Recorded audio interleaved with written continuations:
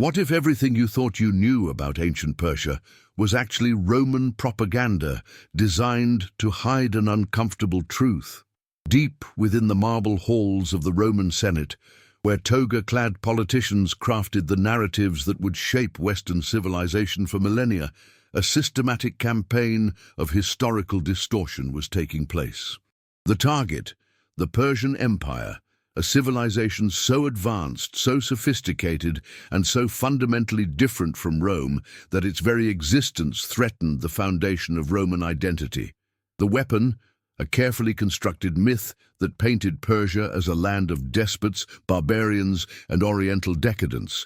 But archaeological evidence tells a radically different story. When modern scholars examine the ruins of Persepolis, when they decipher the administrative archives of Susa, when they trace the economic networks that connected India to Greece, they discover an empire that operated on principles Rome could barely comprehend, let alone implement. The Persian model of governance was revolutionary in its scope and sophistication. Unlike Rome's brutal policy of cultural assimilation, Persia created the world's first truly multicultural superstate. The Achaemenid Empire didn't conquer peoples, it liberated them. When Cyrus the Great entered Babylon in 539 BCE, he didn't impose Persian customs on the Babylonians. Instead, he restored their temples, returned their exiled populations, and guaranteed their right to maintain their ancestral traditions. This wasn't mere political calculation, it was a philosophical revolution. The Persian concept of kingship, rooted in Zoroastrian theology, viewed the ruler as a protector of all peoples, not just Persians. The King of Kings was responsible for maintaining cosmic order, which required respecting the diversity of creation. This theological framework produced policies that were millennia ahead of their time: religious tolerance, cultural preservation, and what we might today recognize as human rights. The administrative genius of Persia lay in its ability to create unity without uniformity. The satrap system divided the empire into provinces, each governed by a Persian-appointed satrap who worked alongside local administrators familiar with regional customs and laws. This dual system ensured imperial cohesion while preserving local autonomy. A Jewish merchant in Jerusalem operated under Jewish law for personal matters and Persian law for imperial commerce. An Egyptian priest in Memphis could perform traditional rituals while participating in the broader Persian cultural synthesis.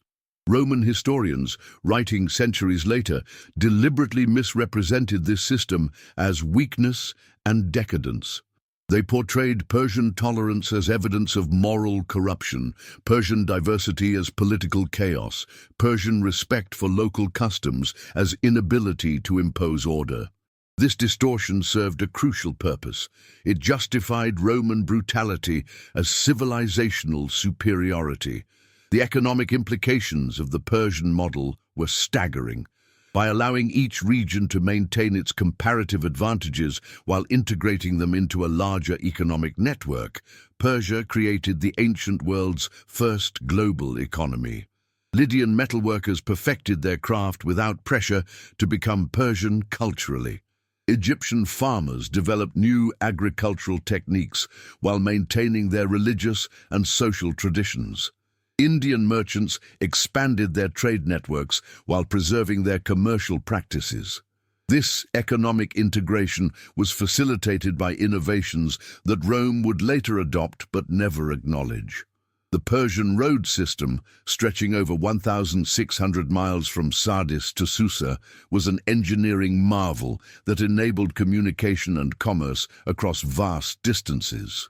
The Persian postal system, with its relay stations and mounted messengers, moved information faster than any comparable system in the ancient world. The Persian monetary system, based on standardized gold and silver coins, created the first truly international currency. But perhaps most threatening to Roman sensibilities was the Persian approach to cultural synthesis. Where Rome imposed Latin language and Roman customs, Persia created a cosmopolitan culture that incorporated the best elements from all its constituent peoples. Persian art fused Egyptian monumentality with Greek naturalism and Mesopotamian symbolism. Persian architecture combined Indian decorative elements with Anatolian structural innovations.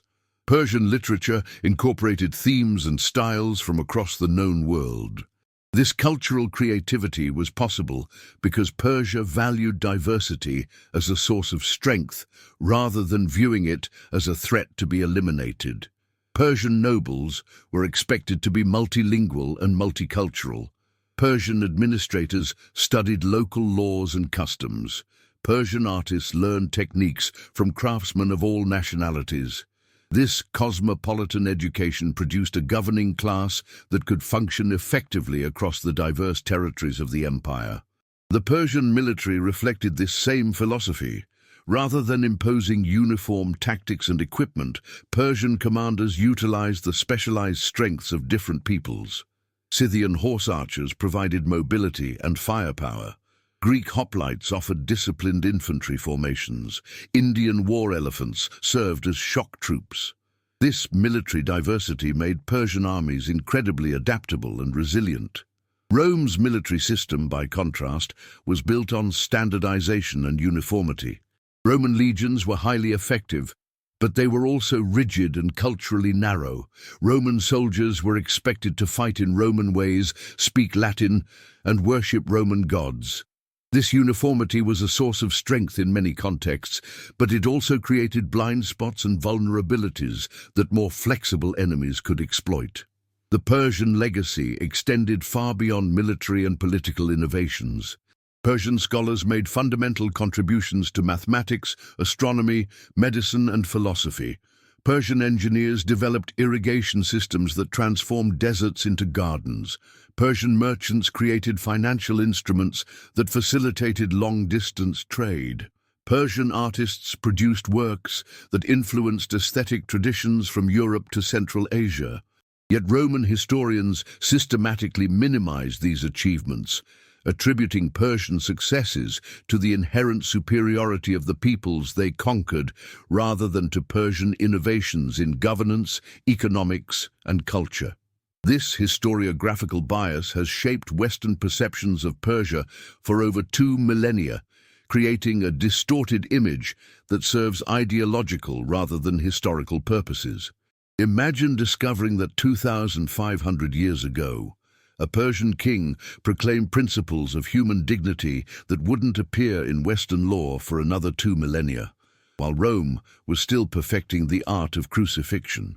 In 539 BCE, as Cyrus the Great's armies approached the walls of Babylon, the ancient world held its breath. Babylon had fallen to conquerors before, and each time the pattern was the same: massacre, enslavement, cultural destruction.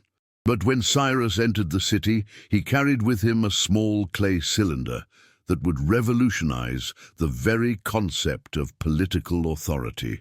This cylinder, inscribed in cuneiform script, contained declarations that would not be seen again in world history until the European Enlightenment. The Cyrus Cylinder proclaimed the abolition of forced labor, the restoration of deportees to their homelands, and the guarantee of religious freedom for all peoples.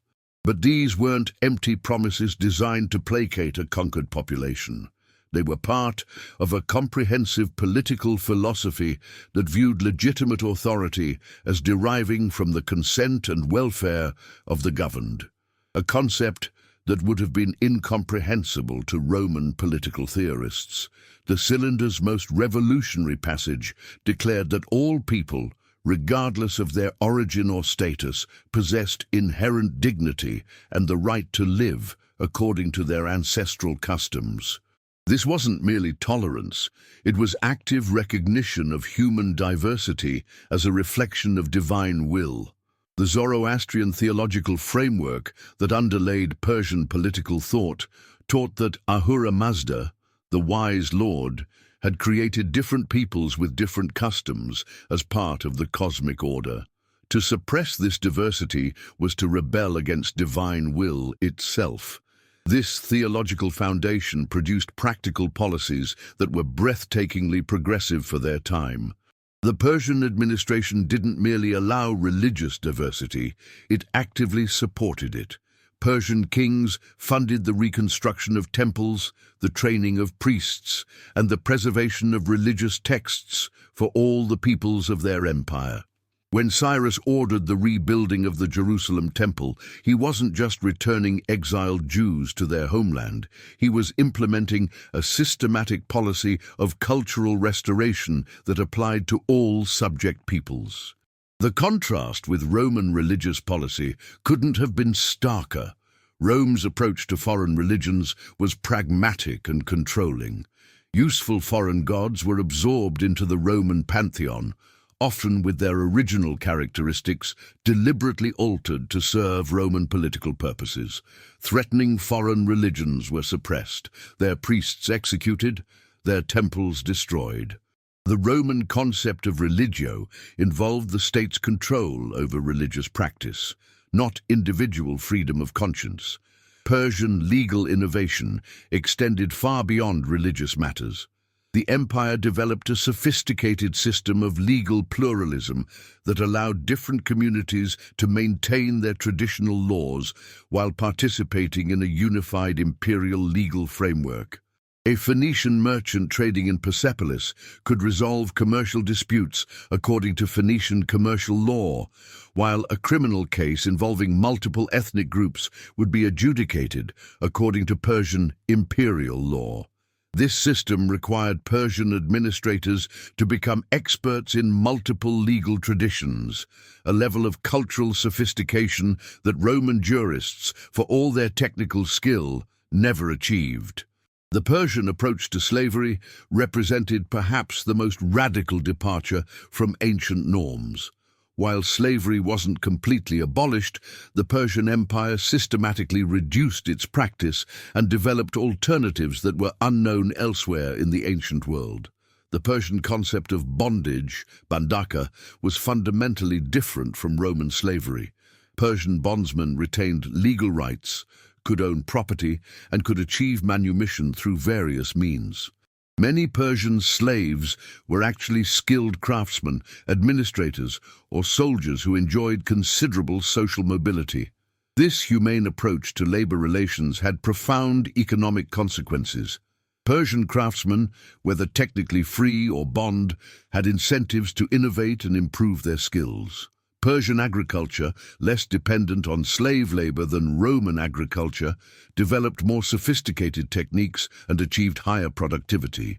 Persian manufacturing, utilizing skilled artisans from all parts of the empire, produced goods of unmatched quality and variety. The Persian military system reflected these same egalitarian principles. Unlike Roman armies, which maintained strict hierarchies based on citizenship status, Persian forces promoted based on merit, regardless of ethnic origin. Persian commanders came from all parts of the empire, and Persian military units combined soldiers from different cultures in ways that enhanced rather than diminished their effectiveness. This military meritocracy produced an officer class that was both skilled and loyal, since advancement depended on service to the empire rather than birth or cultural background. Persian women enjoyed legal and social rights that were extraordinary for the ancient world. Persian queens and noble women could own property, conduct business, and exercise political influence in ways that would have been impossible in Rome. The Persian Empire produced female administrators, merchants, and even military commanders. This wasn't a result of modern feminist ideology, but rather a logical extension of Persian religious beliefs about human dignity and cosmic order. The Persian educational system embodied these same principles of human development. Persian schools taught not just Persian language and customs, but also the languages and traditions of all major peoples in the empire. Persian nobles were expected to be multilingual and multicultural. Persian administrators studied local laws, customs, and religious practices.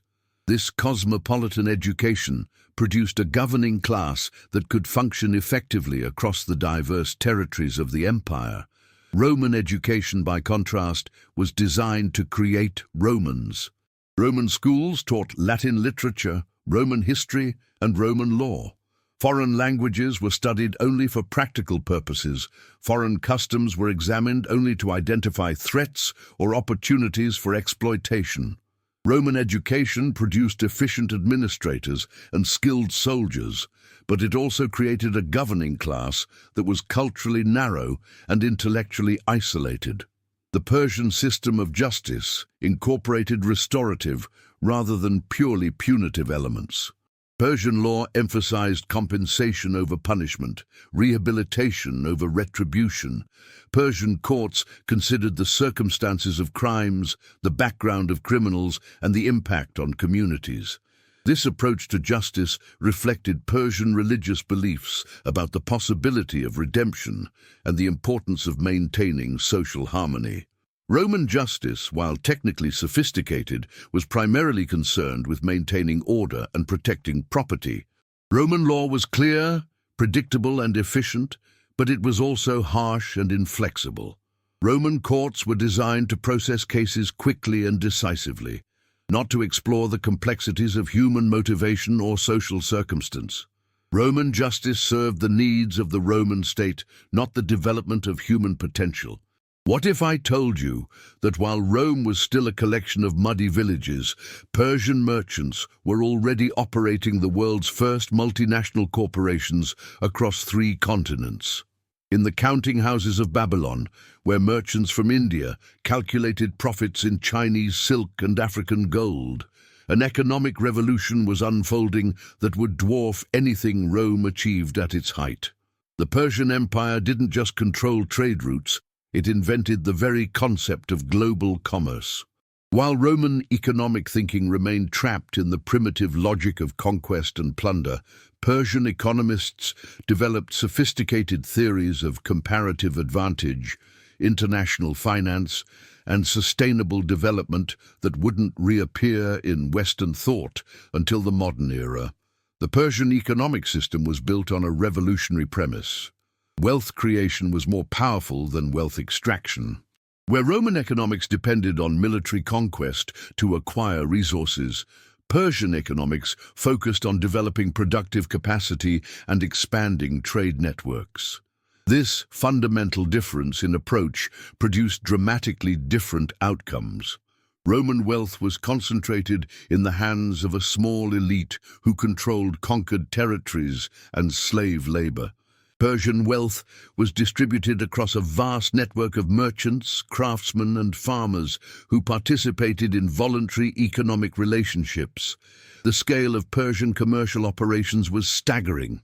Persian trading companies maintained permanent offices from India to Greece, with standardized accounting procedures, uniform commercial law, and integrated supply chains that spanned thousands of miles. The famous House of Murashu, whose archives were discovered in Nippur, operated agricultural estates, managed international trade, and provided banking services across the entire Persian Empire. Their business model was so sophisticated that it wouldn't have been out of place in medieval Venice or modern Hong Kong. Persian monetary innovation made this commercial expansion possible.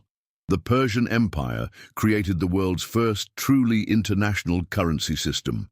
The gold daric and silver siglos were minted to exact specifications and accepted without question from the Mediterranean to Central Asia. This monetary standardization eliminated the transaction costs and exchange risks that plagued trade in other regions. A merchant could travel from Sardis to Bactria carrying Persian coins and be assured of their acceptance everywhere. But Persian monetary innovation went far beyond standardization. Persian financial institutions developed sophisticated instruments that facilitated long-distance trade, letters of credit, bills of exchange, forward contracts, and insurance policies. The Persian Empire created the world's first central banking system, with the royal treasury serving as lender of last resort and monetary authority. Persian banks provided commercial credit, managed currency exchange, and facilitated international payments in ways that wouldn't be seen again until the rise of Italian banking in the Renaissance. The Persian approach to economic development was remarkably modern in its sophistication. Persian administrators understood that sustainable prosperity required investment in human capital, infrastructure, and technological innovation. The Persian Empire funded education, supported research, and rewarded entrepreneurship. Persian schools taught mathematics, accounting, and commercial law. Persian workshops experimented with new production techniques. Persian laboratories developed improved metallurgy, agriculture, and manufacturing processes. This investment in innovation produced extraordinary results. Persian craftsmen developed new techniques for working steel, producing textiles, and creating luxury goods that were prized throughout the ancient world. Persian farmers invented new crops and cultivation methods that increased agricultural productivity. Persian engineers designed irrigation systems that transformed deserts into productive agricultural land. Persian merchants created new forms of business organization that allowed for more efficient resource allocation and risk management. The Persian Empire also developed the world's first comprehensive system of economic regulation. Persian commercial law protected consumers from fraud, workers from exploitation, and investors from unfair competition. Persian courts enforced contracts, resolved commercial disputes, and maintained standards of weights and measures. Persian administrators monitored prices, prevented monopolistic practices, and ensured fair access to markets. This regulatory framework created a business environment that encouraged innovation and entrepreneurship while protecting against abuse. Roman economic policy, by contrast, was characterized by its primitive focus on extraction and control. Roman wealth came primarily from conquest, tribute, and slave labor. Roman merchants operated in markets that were shaped by military conquest rather than economic efficiency. Roman commercial law was designed to protect Roman interests rather than to facilitate fair trade. Roman currency was accepted primarily because of Roman military power, not because of its intrinsic value or reliability. The differences between Persian and Roman economic systems were particularly evident in their approaches to labor and production. Persian manufacturing was based on skilled artisans who had incentives to innovate and improve their techniques. Persian workshops combined workers from different cultural backgrounds, creating environments where knowledge and skills could be shared and developed. Persian apprenticeship systems ensured that technical knowledge was preserved and transmitted across generations. Roman manufacturing, by contrast, was heavily dependent on slave labor. Roman workshops were designed for efficiency and control rather than innovation and skill development. Roman production techniques remained relatively static because slaves had no incentive to improve their methods and free workers had limited opportunities for advancement. Roman guilds were primarily concerned with protecting existing privileges rather than developing new capabilities. The Persian Empire's approach to international trade was equally advanced. Persian merchants developed sophisticated market research capabilities, studying consumer preferences, identifying new opportunities, and adapting products to local tastes. Persian trading companies maintained extensive networks of agents and correspondents who provided information about political developments, economic conditions, and commercial opportunities. Persian diplomats negotiated trade agreements that protected merchant interests while promoting broader economic cooperation. Persian agricultural policy demonstrated similar sophistication. The Persian Empire developed the world's first systematic approach to rural development, investing in irrigation, transportation, and storage infrastructure. Persian administrators introduced new crops, improved cultivation techniques, and created market systems that connected rural producers with urban consumers. Persian tax policy was designed to encourage agricultural productivity rather than simply to extract maximum revenue. The Persian Empire's economic achievements were made possible by its unique approach to human resources. Persian administrators recognized that economic development required the participation of all peoples within the empire. Persian economic policy actively promoted the integration of different ethnic and cultural groups into commercial networks. Persian merchants were expected to be multilingual and multicultural. Persian craftsmen learned techniques from artisans of all backgrounds. Persian farmers experimented with crops and methods from all parts of the empire. This inclusive approach to economic development produced extraordinary results. Persian cities became cosmopolitan centers where merchants, craftsmen, and scholars from all parts of the known world could meet, trade, and collaborate. Persian markets offered goods from India, China, Africa, and Europe. Persian workshops produced luxury items that combined techniques and materials from multiple cultures. Persian agricultural regions developed hybrid crops that were more productive than their predecessors. The Persian model of economic development was also remarkably sustainable. Persian administrators understood that long-term prosperity required careful management of natural resources and environmental protection. Persian agricultural policy emphasized soil conservation, water management, and biodiversity preservation. Persian mining operations were regulated to prevent environmental damage. Persian urban planning incorporated green spaces and waste management systems. What if the greatest victory in Persian history wasn't won on any battlefield, but in the very heart of Rome itself? In the marble corridors of the Palatine Hill, where Roman emperors lived in splendor that would have impressed the kings of kings, a profound historical irony was playing out.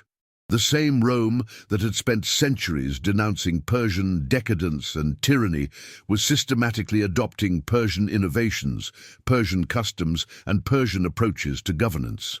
But this transformation was so gradual, so carefully disguised, and so thoroughly denied by Roman historians that it remained hidden from view for centuries.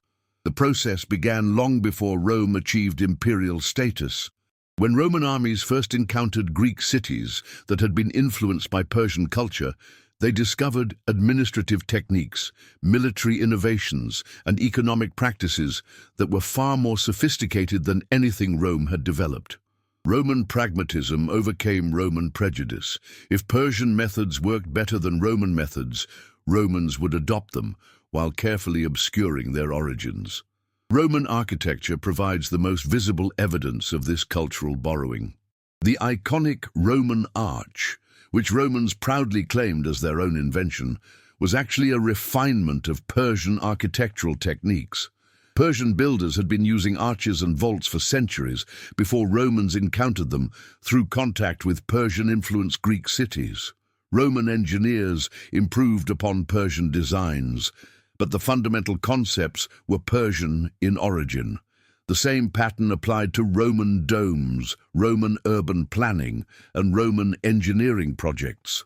Roman administrative practices show even more dramatic Persian influence. The Roman provincial system was clearly modeled on the Persian satrap system, with Roman governors filling the same role as Persian satraps.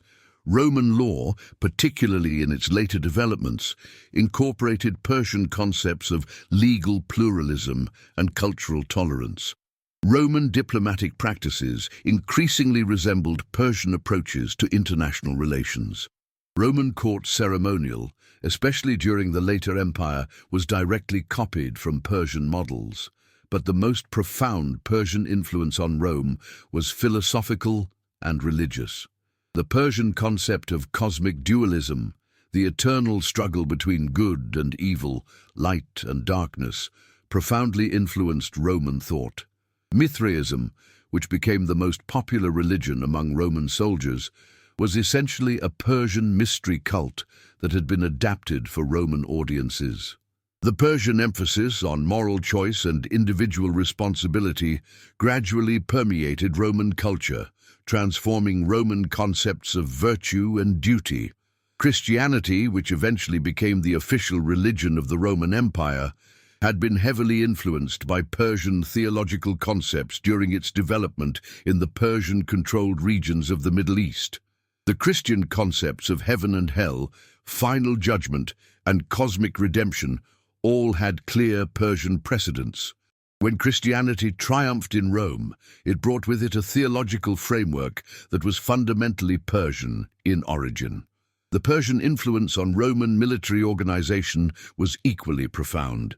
The Roman army's increasing reliance on cavalry was a direct result of Persian military innovations. Roman military engineering, particularly in siege warfare and fortification, incorporated Persian techniques. Roman military logistics, including the famous Roman road system, was modeled on Persian precedents. Even Roman military discipline and organization showed Persian influence, particularly in the later empire. Roman economic practices underwent a similar transformation. The Roman monetary system, particularly the gold solidus that became the standard currency of the later empire, was modeled on Persian monetary innovations. Roman banking practices, including international credit and currency exchange, were adapted from Persian financial institutions. Roman commercial law increasingly incorporated Persian concepts of fair trade and commercial regulation.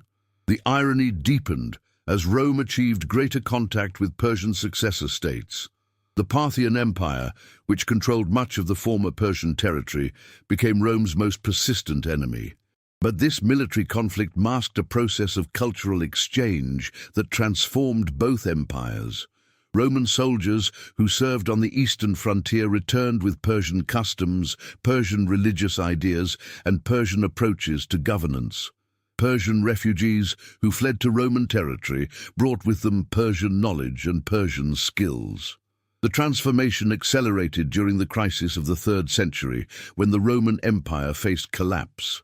Roman emperors increasingly adopted Persian models of absolute monarchy, Persian ceremonial practices, and Persian approaches to imperial administration. Diocletian's reforms, which saved the Roman Empire from disintegration, were largely based on Persian administrative innovations. The tetrarchy system, which divided imperial authority among 4 rulers, was modeled on Persian precedents. Constantine's foundation of Constantinople represented the ultimate fusion of Roman and Persian elements.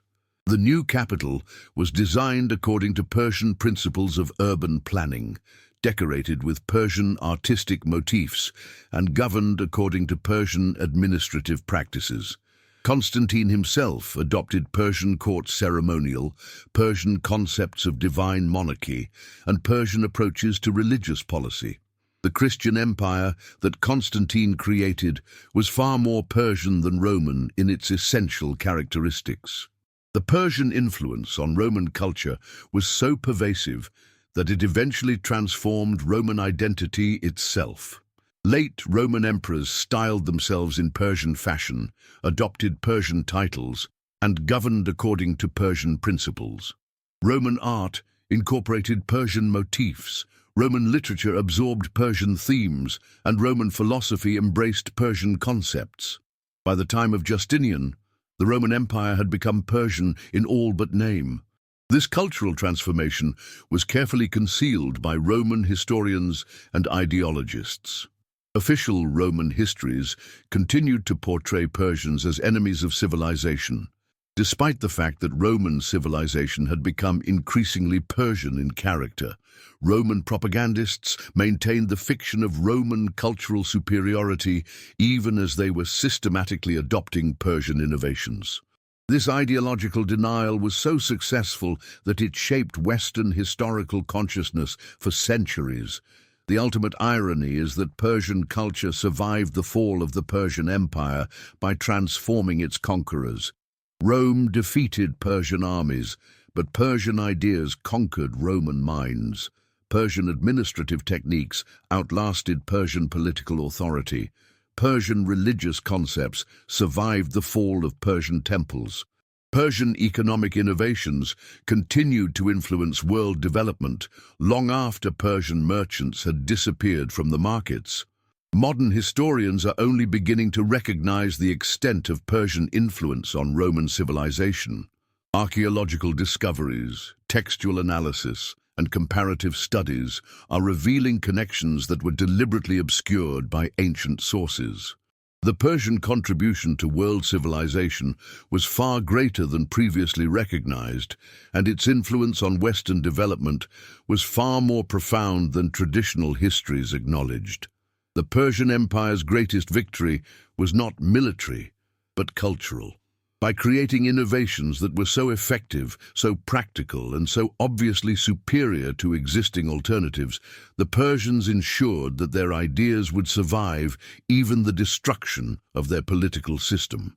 Rome became the unwitting vehicle for Persian cultural transmission, spreading Persian concepts throughout the Mediterranean world and beyond. So here's the ultimate question. If Rome's greatest achievements were actually Persian innovations in disguise, what does that tell us about the true foundations of Western civilization? If this series has completely transformed your understanding of ancient history, smash that like button, subscribe to the channel, and hit the notification bell so you never miss our deep dives into hidden history. Share this video with anyone who thinks they know the real story of Rome and Persia. And let me know in the comments, which revelation shocked you the most? The Persian origins of human rights, their global economy, or Rome's secret adoption of Persian culture? Thanks for joining me on this journey through the history they never wanted you to know.